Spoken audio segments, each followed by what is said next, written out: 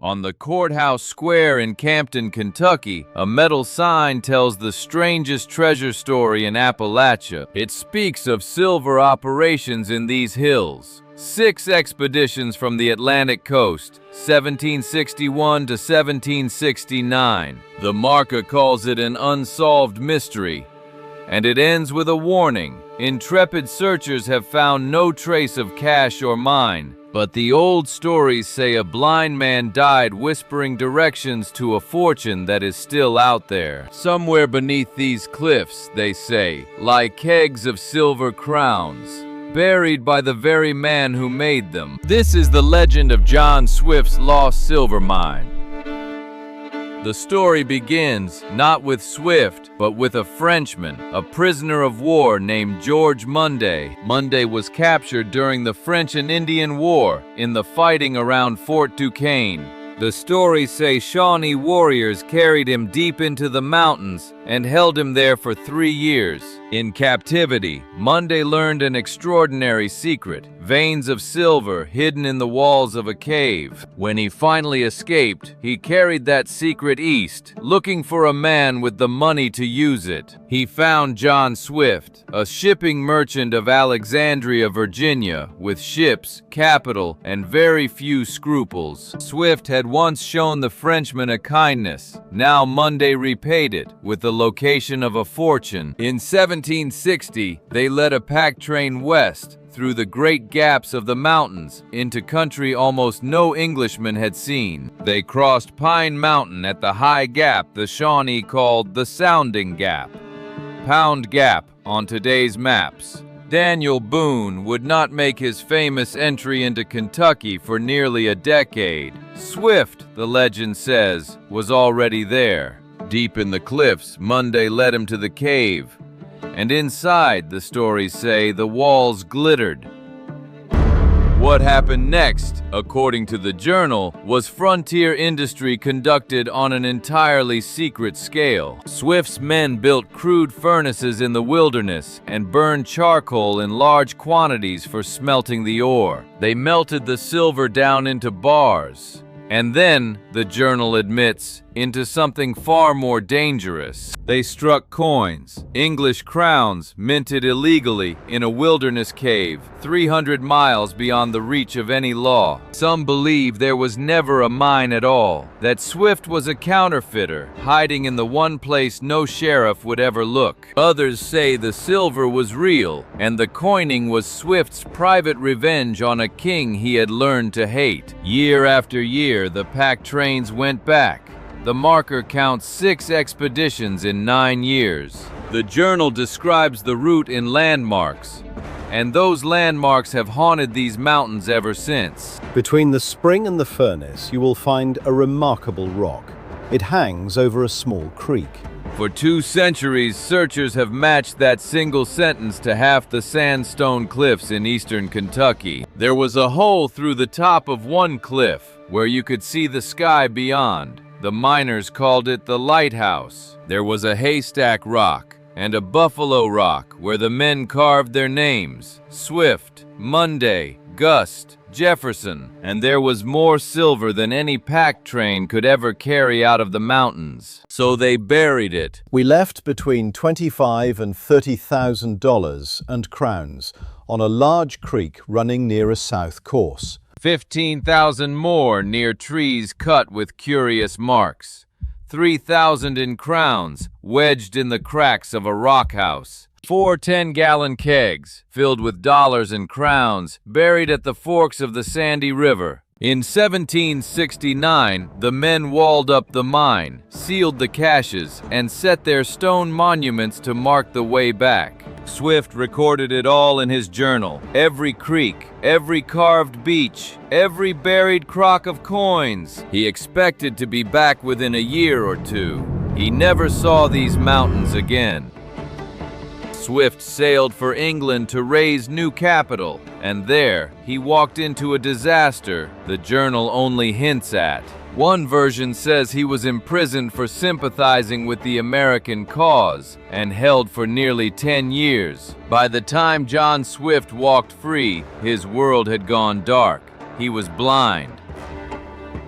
Around 1790, an old blind man appeared in the settlements along the Appalachian frontier. He hired guides and paid them to describe ridgelines, waterfalls, and the shapes of rocks he could no longer see. From Bean Station, Tennessee, he searched by memory the country he had once mapped with his own hands. He lodged with a widow named Renfro, and the old stories say the Silver Baron came to love her.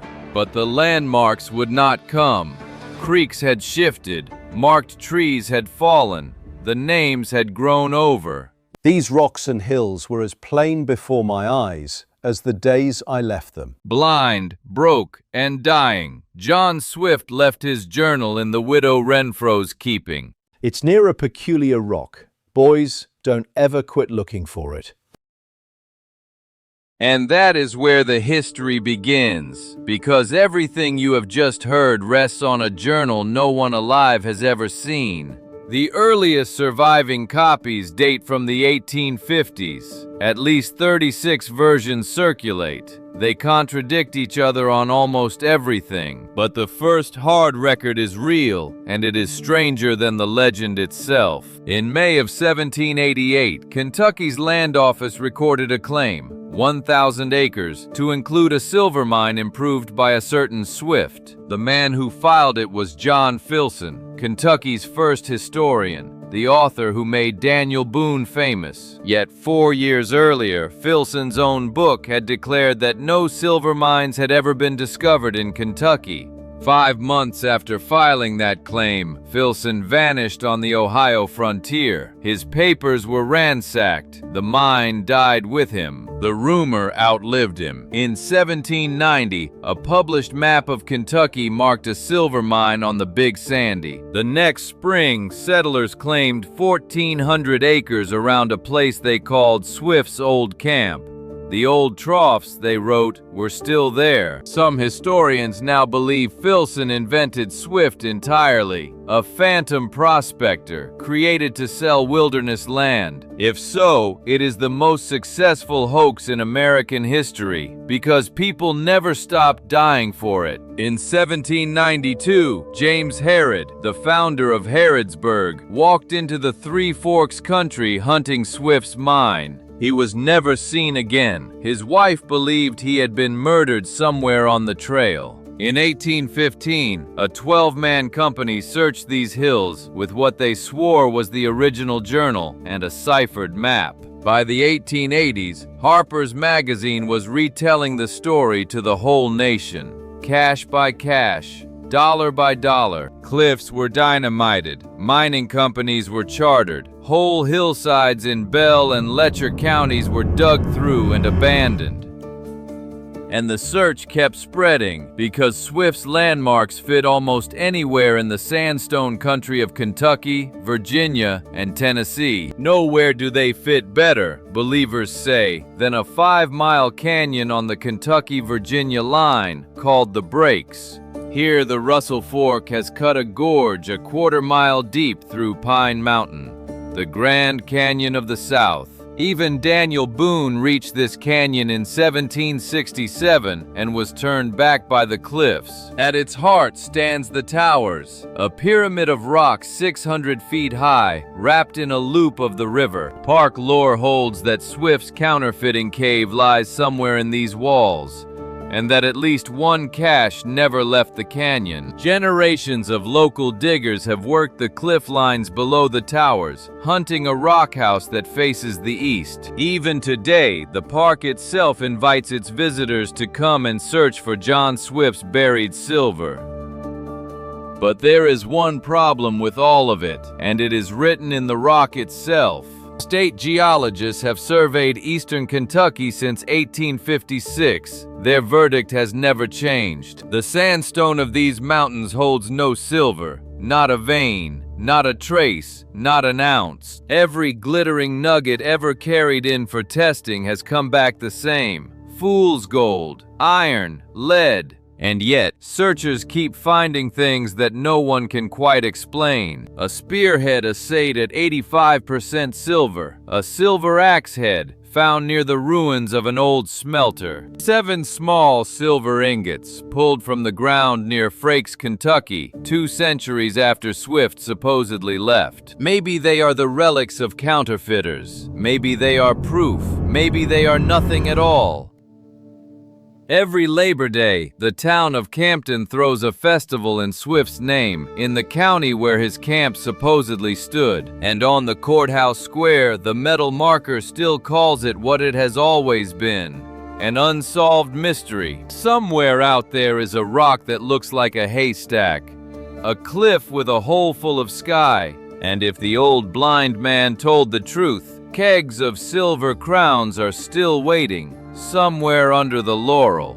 Thank you for watching Historical Marker Stories. Please like and subscribe for more great content.